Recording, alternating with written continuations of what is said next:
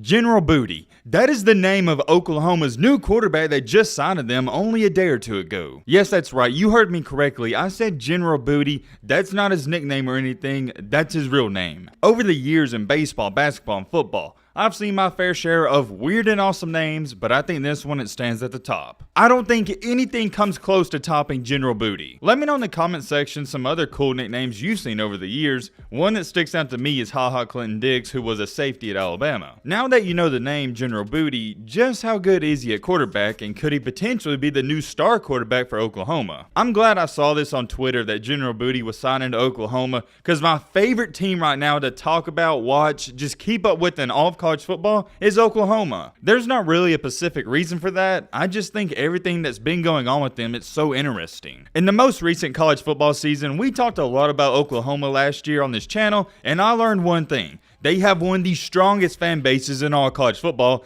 and maybe one of the most passionate. I also believe that's why they're going to be a great and perfect fit for the SEC, because if you're from the South, you know how we rock. We love college football. I think adding Texas and Oklahoma, yeah, at first it may be a little strange and odd seeing them in the SEC, but I think they're going to fit in just fine. Historically speaking, Oklahoma and Texas, they have great programs, very prestigious schools. Now, in the past 5 to 6 years, yes, Oklahoma has had the edge, but Texas, it seems like they're trying to rebuild. Do I think Texas will be back in the next 2 to 3 years? Absolutely not. But we all know eventually with all the money and boosters they have and all the 5-star recruits they have, they're gonna get it right and find that great head coach. Anyways, getting back on topic with Oklahoma, if I had to pick out one thing last year that made me so intrigued with them and keep up with them so much, it'd definitely be the quarterback position. It's not just me, it's how everyone works. We love to talk about quarterback controversies, and we love to talk about who's going to be the next great quarterback at our school. It doesn't matter if it's middle school, high school, college, or the NFL. The quarterback position will always be the most talked about. I don't think there's a debate. Well, I don't just think. There's not a debate. The quarterback position is the most important one on the field. There's a reason they get paid the most amount of money. If you don't have a quarterback, you can't do nothing. To say there was a quarterback controversy at Oklahoma last year, I think that'd be an understatement. It was one of those things where you had to be there. If I were to tell my kids what happened with Oklahoma at the quarterback position in 20 or 30 years,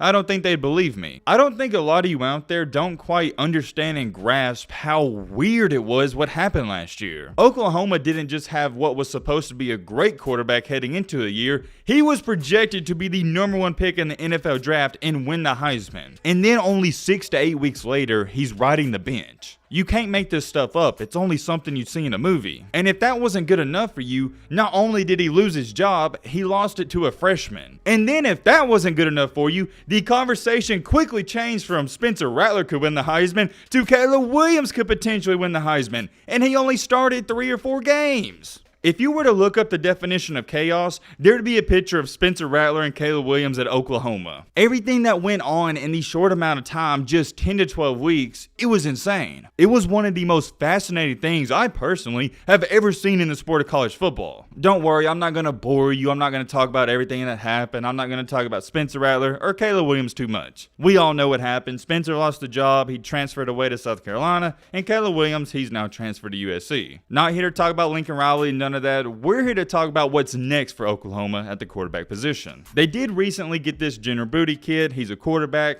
He did go to JUCO college, and he wasn't really highly regarded coming out of high school. I'm not saying just because you go JUCO doesn't mean you can't be a great college quarterback, but it may be a sign. At the JUCO level, he appeared in 12 games where he had 3,400 yards and 27 touchdowns. Those numbers do look decent, but I did a little more digging. He only completed 61% of his passes. That's not too efficient. He did have 27 touchdowns, but he also had 11 interceptions. So for every 2.5 touchdowns, he threw a pick. I get it. He has a cool name, and we can make many jokes about it. But at the end of the day, I don't see him as a guy that's going to change or may even start at Oklahoma. I'm not going to lie to you guys. I didn't watch his JUCO college games. I don't even know where you would watch them. Just going off of the stats and the film I did see in high school, he didn't impress me that much. And we're talking about an Oklahoma quarterback. Look who we have to compare him to. We're talking about Caleb Williams, Jalen Hurts, Kyler Murray, and Baker Mayfield. The standard for an Oklahoma quarterback, it's at an all-time high. You got to be the best of the best. I mean, we saw what happened last year. Spencer Rattler, he wasn't playing bad by any means. He just wasn't playing great. At Oklahoma, Clemson, Alabama, Ohio State, and I guess now USC,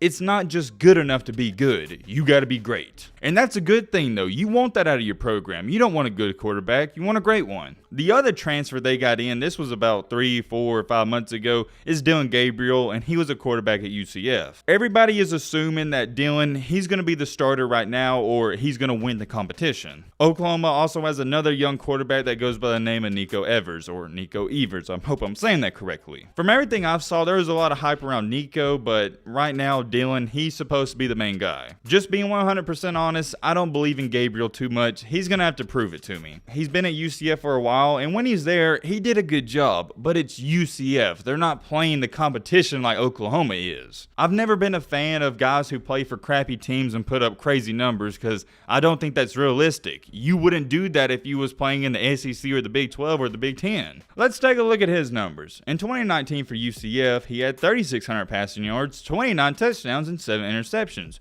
That's pretty solid. The concerning part about his game, though, was definitely his efficiency. He only completed 59% of his passes. That worries me. Going to 2020, he had 3,600 yards once again, 32 touchdowns, and only 4 interceptions. However, we see it again. His completion percentage is right at 60. It's concerning. In 2021, he barely played. I think he only appeared in 3 games before he had a season-ending injury. In those games, he did complete 69% of his passes, had 800 yards with 9 TDs to 3 interceptions. I'm not gonna lie to you guys and sound crazy. He put up good numbers at UCF, and he looked great at times. It all goes back to this. You're playing for UCF and you're not playing anybody with a great defense. I don't look at Dillon Gabriel and think he's going to change Oklahoma or make them 10 times better like I thought Caleb Williams would do. Let me put it this way, and maybe this will give you a better perspective. If I'm an Oklahoma fan and I had to choose right now, would I rather have Dillon Gabriel or Spencer Rattler? I'd take Spencer Rattler. Maybe you would take Gabriel, but for me, I gotta roll with Rattler. Rattler gets a lot of hate and he got this bad rep that carried over from high school, but he wasn't that bad at Oklahoma. You know what? Matter of fact, let's pull up the stats and compare them to Gabriel's. As I show you these stats, I want you to keep in the back of your mind,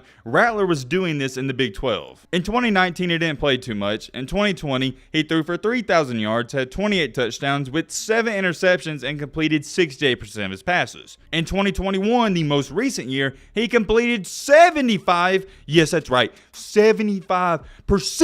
of his passes, had 1,500 yards, 11 TDs to 5 interceptions. 2021 early on, it just wasn't good, and I'm not going to criticize him too much because we did that last year. But that's what I'm saying right there. For Oklahoma, he was completing in his entire career 70% of his passes, and he got benched. I do want to throw this in there. I think Spencer's stats are somewhat deceiving because I think he was slightly worse than what his numbers indicate. He was really bad at making reads. He didn't progress well in the pocket. There's just many things you can say. It also appeared he had a fumbling problem, and he was starting to lose his confidence, and as a quarterback, whenever you lose your confidence, it's over. To make a long story short, they plugged in Caleb Williams, and the rest is history. I never really looked at Caleb's stats for the season, so we might as well show them since we're talking about everybody else's. Last year for Oklahoma, when he took over for Rattler, he had 1,900 passing yards, had 21 TDs to only 4 interceptions, a QBR 86.5. Williams only completed 65% of his passes, but this man, he wasn't dinking and diming his way down the field like Rattler.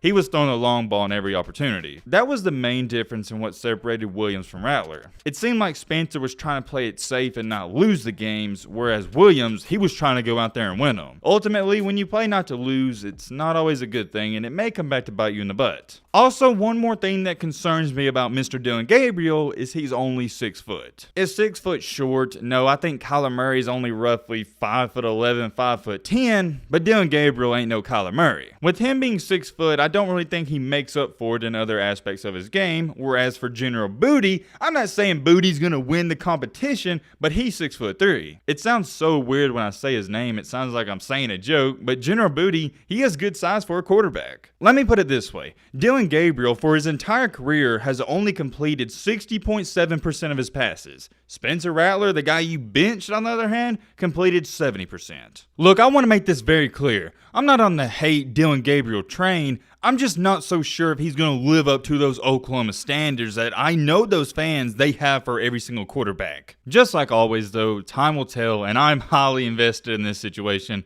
Let me know your thoughts down below. But what up, peace?